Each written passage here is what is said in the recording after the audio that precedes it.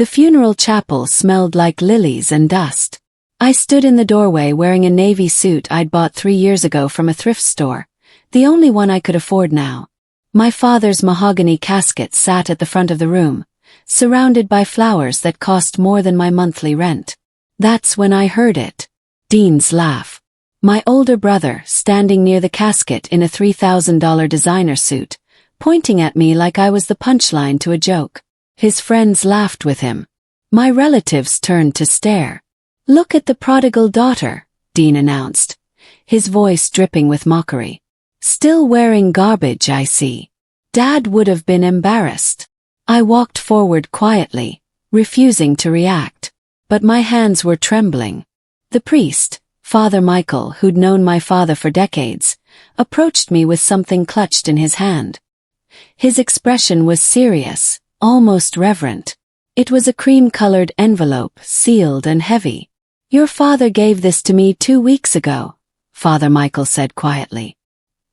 "He made me promise to give it to you, and only you, during the funeral service." Dean's face went pale. His laughter stopped. "What is that?" Dean demanded, stepping toward me. I didn't answer. I just held the envelope, feeling the weight of whatever secrets it contained. Father Michael moved between us protectively. Dean lunged. "My name is Evelyn Pierce. I'm 34 years old, and until 3 years ago, I had everything I thought I wanted. A successful career in accounting. A beautiful apartment. Respect. Father who believed in me." Then Dean decided to destroy it all. But before I explain what happened, you need to understand one thing. I didn't open that envelope immediately. Not even when Dean tried to rip it from my hands right there in the funeral chapel. Not even when he screamed that it was his rightful inheritance. I held it close to my chest and whispered, "Don't touch me." The entire chapel went silent. Even Dean froze. What I didn't know then was that inside that envelope was proof of everything. Proof that my father had finally seen through Dean's lies. Proof that Dean had been systematically destroying me for years. And proof that my father had spent his final days making sure the truth would come out. But understanding that truth meant going back to where it all started, to the day Dean decided I was a threat to him. It happened on a Tuesday in March. I was working as a senior financial auditor at Ashton & Associates, one of the most prestigious accounting firms in the city. I'd earned that position through 15 years of hard work. I was good at what I did.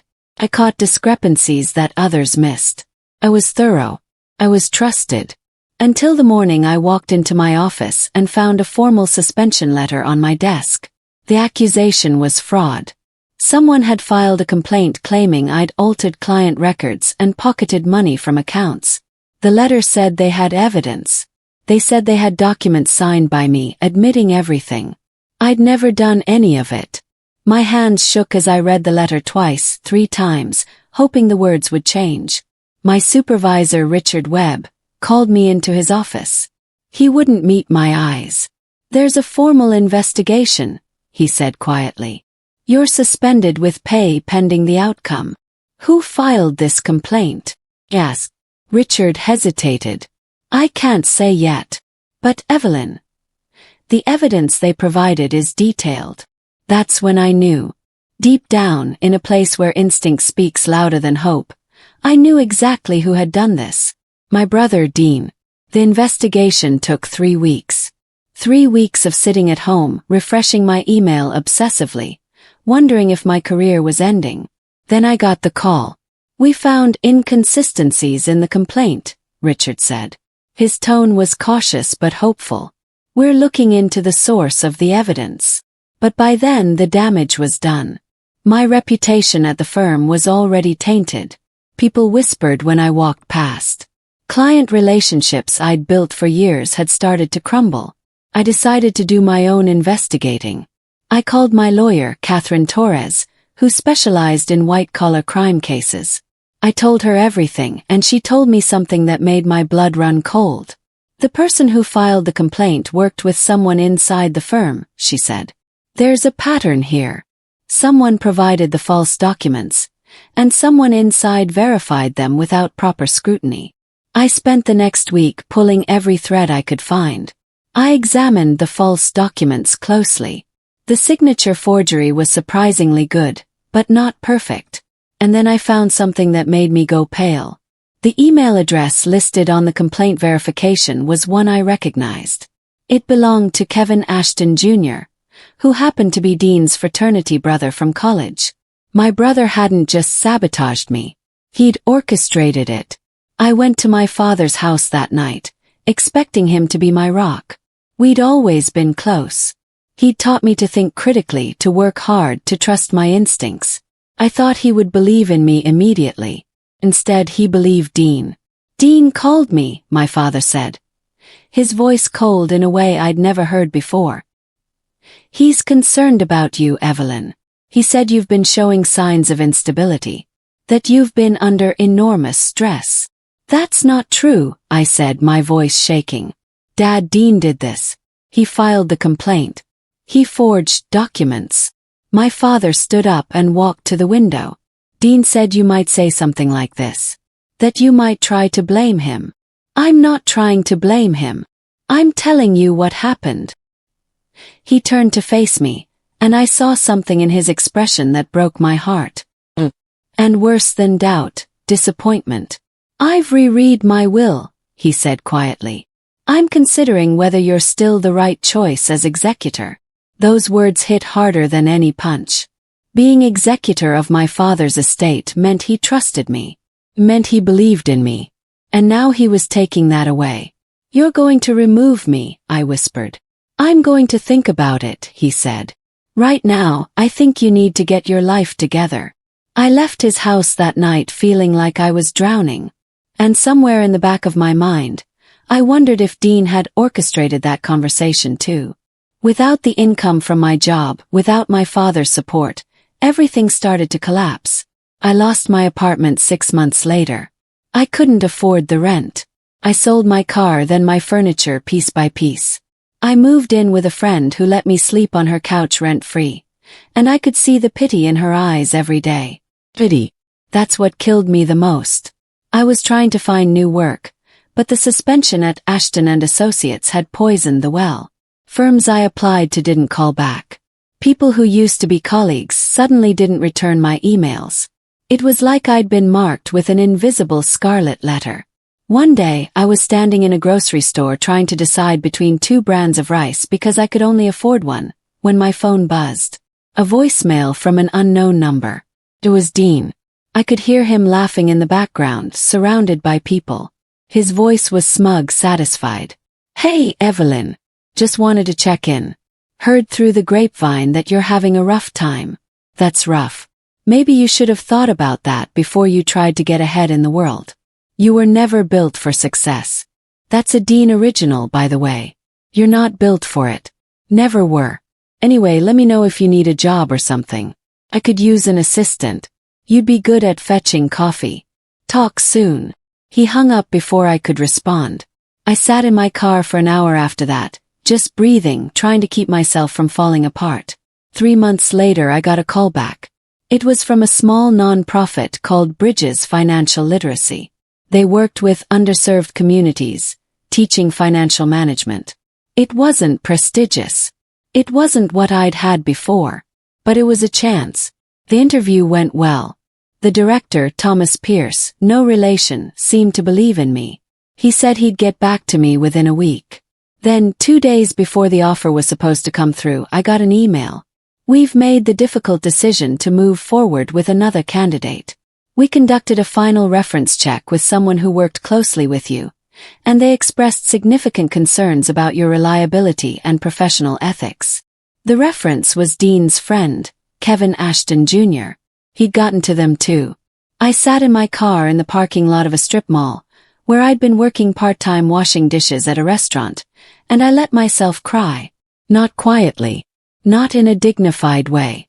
I ugly cried for 20 minutes, gasping for breath, feeling like the world was actively working against me.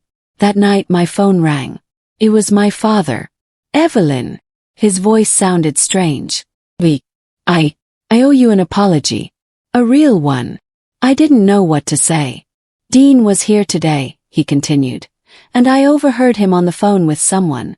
He was bragging about ruining your interview. He was laughing about it. And something in me just broke. I realized what he'd been doing. Dad, I should have believed you, he said, and I could hear tears in his voice. I'm sorry. I'm so sorry. 2 weeks later, I started at Bridges Financial Literacy. Thomas Pierce turned out to be exactly what he seemed, a genuinely good person who believed people deserved second chances. He paid me modestly, but it was steady income. And more importantly, it gave me purpose again. But it also gave me something else. Access to decades of financial records. Bridges had been around for 30 years. They'd worked with local businesses, non-profits, and individuals. Their archives were extensive, poorly organized, and full of documents that had been forgotten by time. While reconciling old files one afternoon, I started noticing patterns. Discrepancies in accounts from 15 years ago. Money moved that shouldn't have been moved. And signatures. The same signature appearing on documents, always authorizing the movement of funds.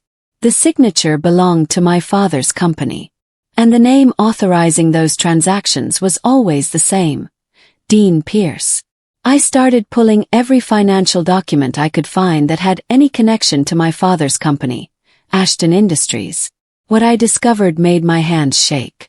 Over the course of 15 years, Dean had been systematically moving money from company accounts into offshore holdings. Hundreds of thousands of dollars. Maybe more. The pattern was sophisticated, but once you knew what you were looking for, it was obvious. And it was illegal. Tax evasion on a massive scale. Wire fraud. Money laundering. These weren't minor accounting mistakes. This was deliberate, calculated crime. Dean had been robbing the company and the government for over a decade. I made copies of everything. Birth certificates, account numbers, transaction records, everything.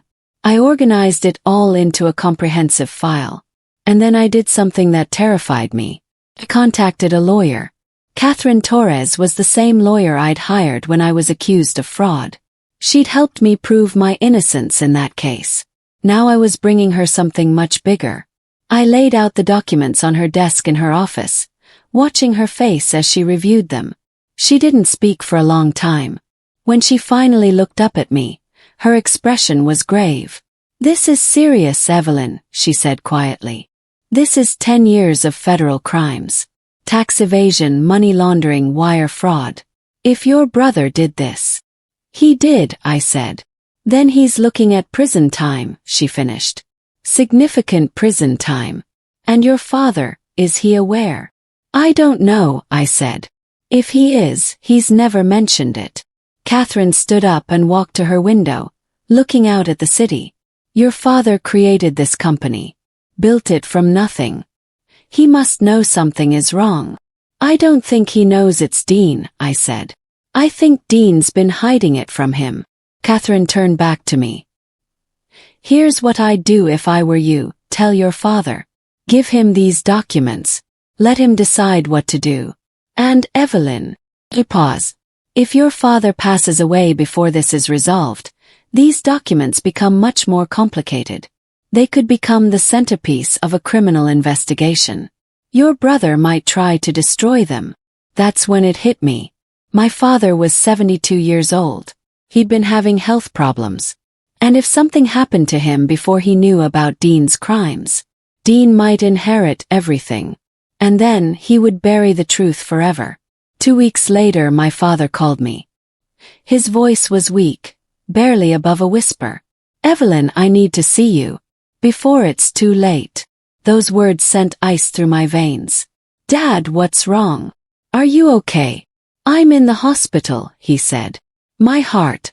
The doctors say I need to rest, but I can't rest. Not until I talk to you. Can you come?" I was in my car within 5 minutes. My father looked smaller in the hospital bed. Older. Like the disease had shrunk him down to his essential self. He reached for my hand, and his grip was weak but desperate. "I know what Dean did," he said. "All of it. The accusations against you. The sabotage. Everything. How did you?" "The company accountant came to see me yesterday. She told me she'd been finding discrepancies for years, but she didn't know how to report them. Then she heard what happened to you, and she realized the pattern. He coughed, and I held his water for him. She brought me documents, Evelyn. I've read them all. Dad, I have more. I know you do, he said. Catherine Torres called me. She explained everything. About the offshore accounts. About the money. About the crimes. Tears were streaming down his face now. I failed you, he whispered. I chose him over you. I let him poison me against you, and I failed you. But I'm going to fix it. I promise you I'm going to fix it. He squeezed my hand with what little strength he had left. I'm rewriting my will, he said. You're going to be executor. You're going to have full authority over my estate and the company. And I'm going to leave instructions for what happens with Dean's crimes. The authorities will handle it. But then something happened that shattered that hope. The next morning my father called me again. His voice was different, softer, afraid. Evelyn, I need to take back what I said yesterday, he whispered. Dean was here. He found out about the will change somehow. He was furious. He said things. He said he'd make sure I paid for betraying him. He said you were manipulating me, that you were turning me against him. My stomach dropped. Dad, don't listen to him. I'm not, my father interrupted. That's not why I'm calling. I'm calling because I'm scared. Not of Dean. Of what he might do. He kept saying, she'll regret this. Over and over. She'll regret this, and you'll regret this. Dad, I'm coming to the hospital. No, he said urgently. Not yet. I need you to promise me something. I need you to promise that no matter what happens to me, you'll protect those documents. You'll protect the truth. Because if I die before this is all resolved, Dean will try to destroy everything. Don't talk like that, I said, but I was already afraid. Promise me, he said, his voice growing weaker. I promise, I whispered.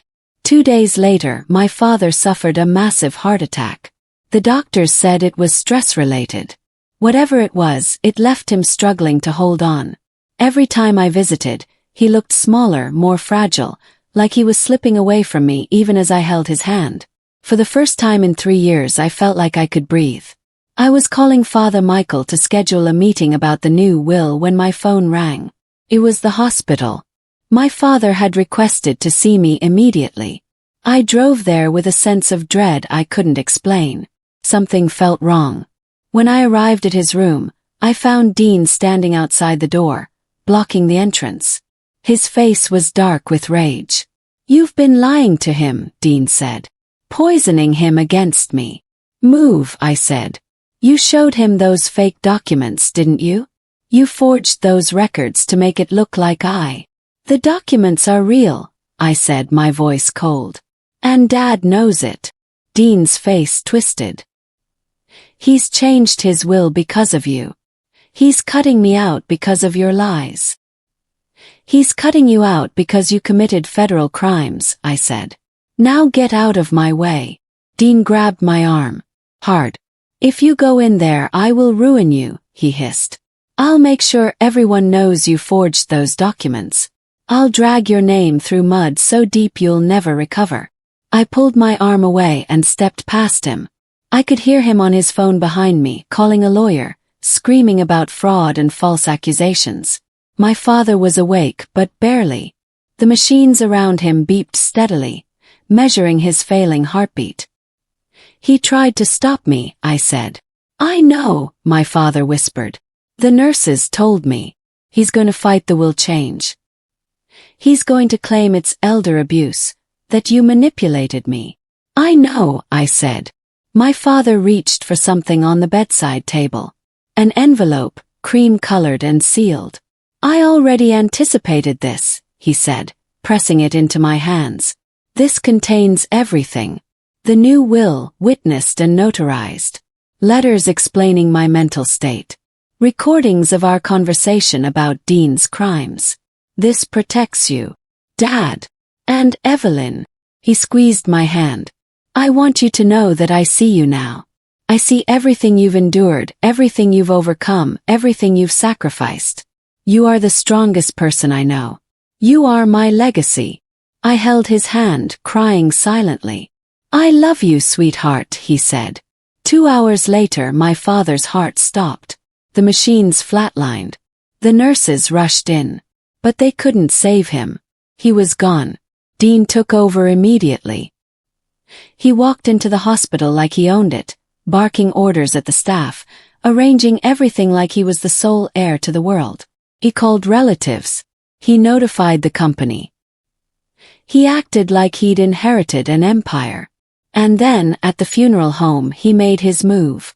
The will stipulates that as the eldest son, I inherit the house, the company, and all assets, he announced to the gathered family. Evelyn wasn't named as executor. That will be me. She's not entitled to anything. He was lying. He knew the new will existed. But he was betting that I'd keep the envelope private, that I'd wait to open it, that I'd give him time to consolidate power. I didn't correct him. Not yet. I just held the envelope, feeling its weight, knowing exactly what would happen when the moment came. The funeral was scheduled for Friday, 5 days after my father's death. 5 days for Dean to convince family members that he was the rightful heir. 5 days for him to take control of company accounts, to begin transferring assets, to position himself as the patriarch of the family. I did nothing but wait. I didn't open the envelope. I didn't tell anyone about it. I let Dean dig deeper and deeper into his false sense of security. And I watched as he tried to manipulate the priest. 2 days before the funeral, Dean went to Father Michael's office. I found out because Father Michael called me, furious. He's trying to convince me to announce him as the sole heir, Father Michael said, his voice tight with anger. He's telling me the will favors him exclusively. He's offering a donation to the church if I'll make the announcement during the service. Don't, I said simply. I wouldn't dream of it, Father Michael replied. Your father told me everything about Dean, about the crimes, about the new will. He made me promise to give you that envelope publicly, no matter what Dean said. That's when I knew. My father had left nothing to chance. Dean spent the days before the funeral calling relatives, telling them I was only there to steal money, that I was unstable, that I'd manipulated my dying father. He was performing the role of bereaved son perfectly, eliciting sympathy, building his case. And then Friday came. I stood in front of my closet that morning, looking at my single funeral outfit. The suit I'd bought from a thrift store 3 years ago. The suit that had become a symbol of how far I'd fallen. The suit that Dean would absolutely mock. And I decided to wear it anyway. Because when that moment came, when the truth came out, that suit would mean something else entirely. It would be a testament to my resilience. A symbol that I'd survived even when everything was taken from me. I put it on carefully, fastened every button, tied my shoes, and looked at myself in the mirror. Then I drove to the funeral. The chapel was packed with relatives, friends, business associates. Dean sat in the front row, wearing his designer suit. His face arranged in an expression of grief that didn't quite reach his eyes. Father Michael began the service. He spoke about my father's legacy, his kindness, his intelligence. He talked about how my father had valued truth above all else. Then, Father Michael did something that made everyone sit up straighter. He called my name. Evelyn Pierce, please come forward. The room went silent. People exchanged confused glances. Dean's expression shifted from grief to confusion to something darker. I stood up. I walked to the front of the chapel, my thrift store suit suddenly feeling less like shame and more like armor. Father Michael reached into his pocket and pulled out the cream-colored envelope. Your father gave this to me 2 weeks ago, Father Michael said, his voice echoing through the chapel. He made me promise to deliver it to you, and only you, during his funeral service. He said it contained his final wishes. Father Michael handed me the envelope. The entire room held its breath. Dean lunged from his seat. That's not valid, he screamed. That envelope could contain anything. She could have written that herself. He came at me, his face contorted with rage, reaching for the envelope. I stepped backward, holding it against my chest, and my voice came out quiet but steady. "Don't touch me, Dean." The security guard near the entrance stepped forward immediately. Dean stopped, breathing hard, his face red with fury. "My father trusted me with the truth," I said, loud enough for the entire chapel to hear. "And I'm going to honor that trust." I opened the envelope slowly, deliberately, making sure everyone was watching. Inside were 4 things.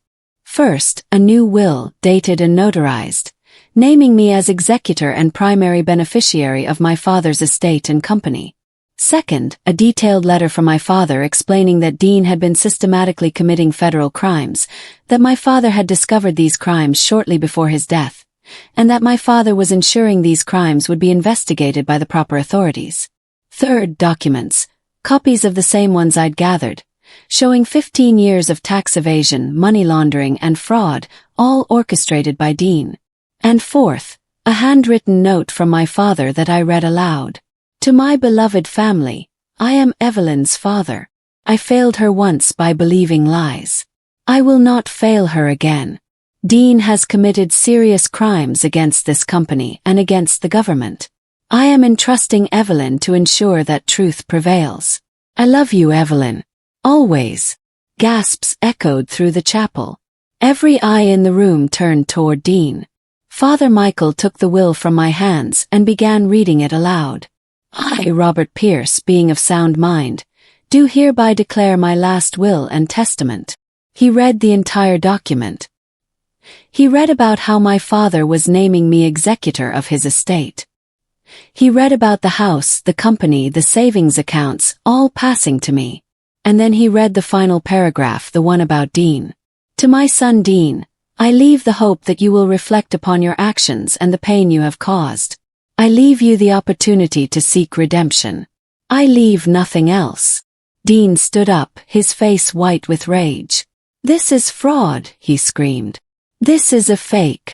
She forged this." Father Michael's voice boomed through the chapel. "This will has been witnessed by 2 attorneys and notarized by an official of the court. It is entirely valid. I hadn't called Catherine Torres before the funeral. I hadn't needed to. But she was there, standing at the back of the chapel, because my father had hired her in his will to handle the legal proceedings related to Dean's crimes. She stepped forward and introduced herself to the assembled family and friends. "I represent the estate of Robert Pierce," she said. "And I'm here to inform everyone that the documents you've just seen regarding Dean Pierce's criminal activity have been turned over to the federal authorities. The FBI will be launching a full investigation into 15 years of financial crimes." Dean's face drained of all color. Catherine continued. "Additionally, the company's assets have been frozen pending the investigation. Mr. Dean Pierce is being advised that he should not attempt to access, transfer, or otherwise manipulate any company property or accounts." She looked directly at Dean. "And Dean, my advice would be to get yourself a criminal defense lawyer. Immediately." The next hour was chaos. Relatives confronted Dean, demanding explanations. Some of his business associates quietly excused themselves, realizing the implications of being associated with someone under federal investigation. His fiancée, someone he'd been bragging about to everyone, stepped out of the chapel and didn't come back. Dean tried to fight, tried to argue, tried to convince people that it was all a misunderstanding. But the evidence was undeniable. By the time the funeral service ended, Dean had been abandoned by everyone except his mother, who looked at her son like she was seeing a stranger for the first time. As I walked out of the chapel, the afternoon sun hit my face. After 3 years of darkness, the light felt almost painful. It survived. 1 year later, I was living in my father's house. Not as a token or a gift, but as the rightful owner. The house that had been my childhood home, filled with memories of my father, was finally mine. I'd taken control of the company.